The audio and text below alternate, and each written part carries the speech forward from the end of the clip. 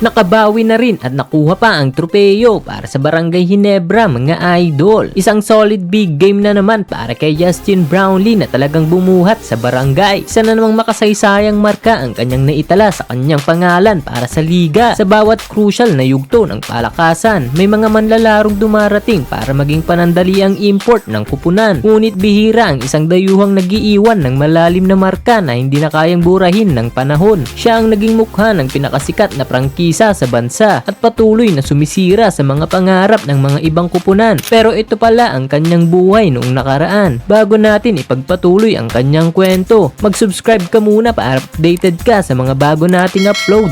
Tara, tunghayan natin ang kanyang kwento dito sa PBA.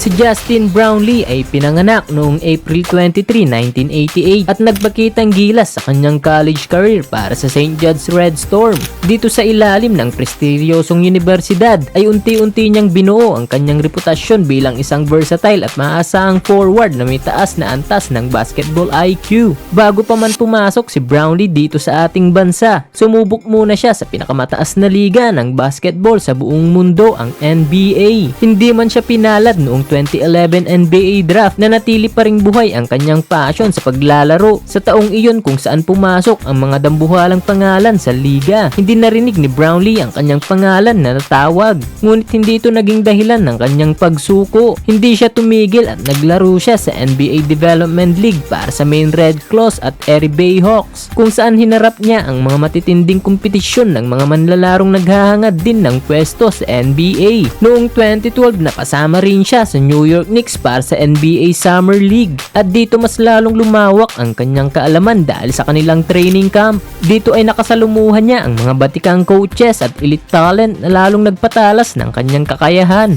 Nakapaglaro rin siya noong 2013 NBA Summer League, ngunit agad din siyang na-waive ng kupunan. Dahil sa rejections na ito, napilitan siyang maging isang journeyman at dinala niya ang kanyang talento sa iba't ibang bansa tulad ng Mexico, Italy at France para lamang magpatuloy bilang isang profesional. Ngunit noong 2016, dito na nagsimula ang kanyang tunay na karera sa professional basketball.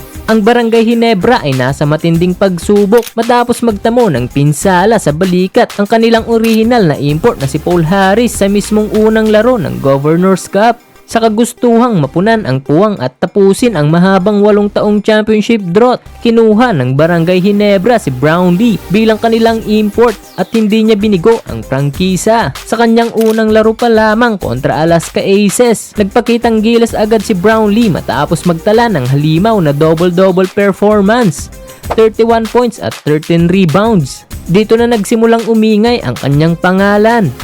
Ang kanyang kalmado at swabe ngunit nakakamatay na opensa ay mabilis na minahal ng buong barangay. Dinala niya agad ang prangkisa sa PBA Finals kung saan nakaharap nila ang Meralco Bolts sa isang best of 7 series. Sa una nilang pagharap ay pinataob ng Meralco ang Ginebra na bigong makuha ng Gin Kings ang unang buwelo. Ngunit ang seryeng ito ay naging subukan ng tibay ng dibdib. Nakapag-adjust naman kaagad ang Gin Kings. Nagpalitan ng panalo ang magkabilang panig hanggang sa umabot ang labanan sa isang napakahalagang yugto. At pagdating ng Game 6, gamit ang isang makasaysayang buzzer beater 3-pointer, tinapos ni Brownlee ang serye mula sa malayong distansya sa ibabaw ng depensa. Binitawan niya ang tira na nagpabago sa kapalaran ng kupunan. Dito nakuha ni Brownlee ang kanyang kauna-unahang kampyonato at natulungan pa niya ang Ginebra na makuha ulit ang kampyonato sa kanilang 8 years na paghihintay. Matapos ang 2016, hindi na mapigilan si Brownlee. Naging resident import siya ng Ginebra at sunod-sunod na championships ang binuhat niya para sa kupunan. Noong 2017 Governor's Cup, hinarap nilang muli ang Meralco sa isang matinding rematch sa harap ng mahigit 50,000 fans sa Philippine Arena. Sinundan pa ito ng dominasyon sa 2018 Commissioner's Cup kung saan pinatunayan niyang kaya niyang makipagsabayan sa mas matangkad na import. At noong 2019 Governor's Cup, pinatunayan niya na siya ang hari ng imports. Hindi lamang sa PBA natapos ang kanyang marka sa liga. Noong 2018, binuhat din niya ang San Miguel Alab Pilipinas para makuha ang ABL Championship laban sa pinakamalakas na kupunan sa Timog Silangang Asya.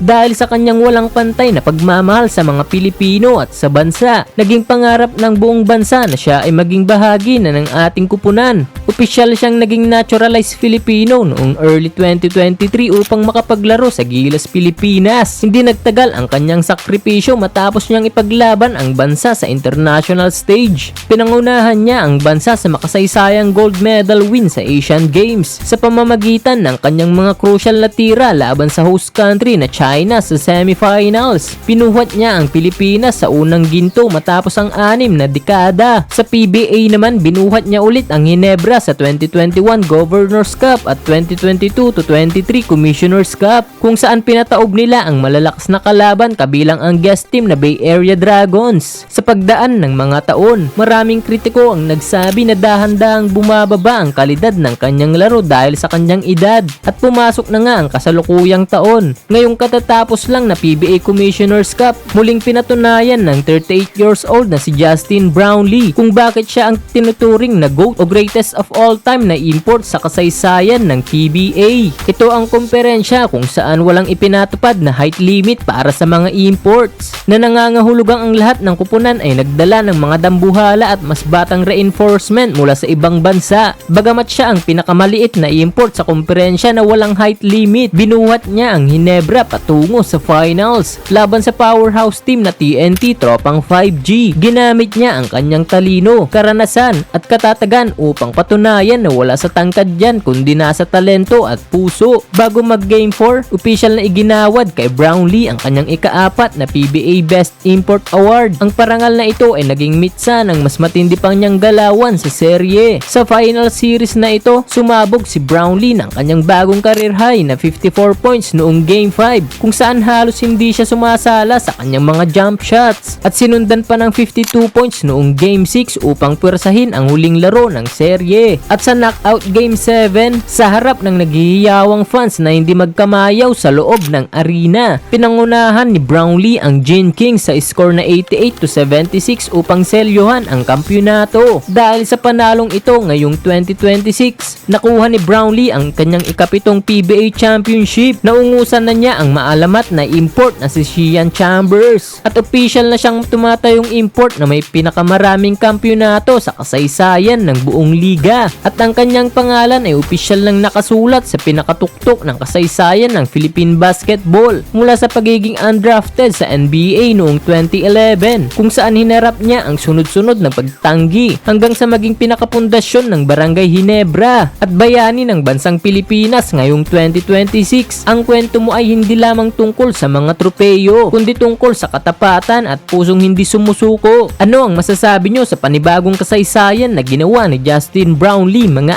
idol? Sa tingin nyo ba ay may makakabali pa sa kanyang 7 kampyonato sa hinaharap? I-comment nyo na ang inyong reaction sa baba. Huwag kalimutang i-like ang video na ito at mag-subscribe para sa mas marami pang sports documentaries.